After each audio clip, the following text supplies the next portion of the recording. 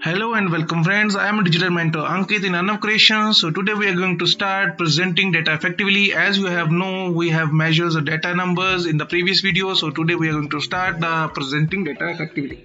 Don't forget to subscribe the channel and hit the bell icon so that you can get all the notifications. Like this video and share this video with your friends. Let's get started.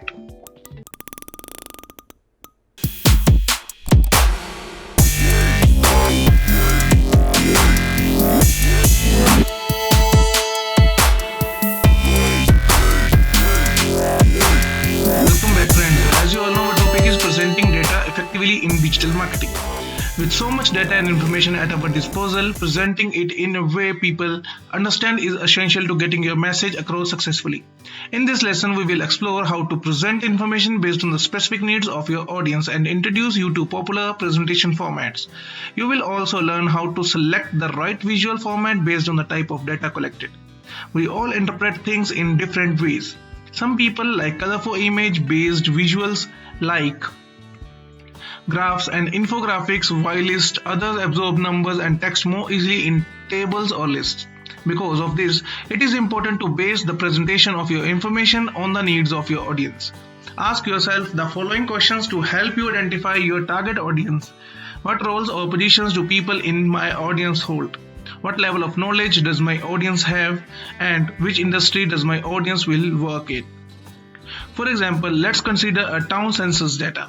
If you were presenting this data to a district collector, the key states could relate to the number of residents eligible to vote in the next election year. This means you would focus on presenting this in a way that the district collector could easily and quickly understand, perhaps in a bar chart presenting how many people from different age groups are registered to vote for a meeting with the transport director, etc. You would be probably want to highlight different areas of the census data. Their focus would be the transport method people use to get to work, which could be presented in a pie chart showcasing the number of people who walk and take a train, bus, car or bicycle to commute to work. Regardless of whether the data is being presented in a meeting or published in a report, overwhelming your audience is the fastest way to lose their attention. So avoid packing in too much information and aim presenting it in a easy to digest way. So now that you know why it's important to understand your audience, how do you decide which format to display your data in? When it comes to presentation, always choose a visual format that best displays the story you are trying to tell. Tables can be used to display smaller data sets, allowing for comparisons to be made quickly. Pie charts are useful to display percentages or proportional information in an easy to digest way. Bar charts are great for comparing related items in a group where the length of each bar is proportionate to the value it represents. Line graphs are useful for understanding how data changes over time. For example, whether your website traffic has increased over the past month.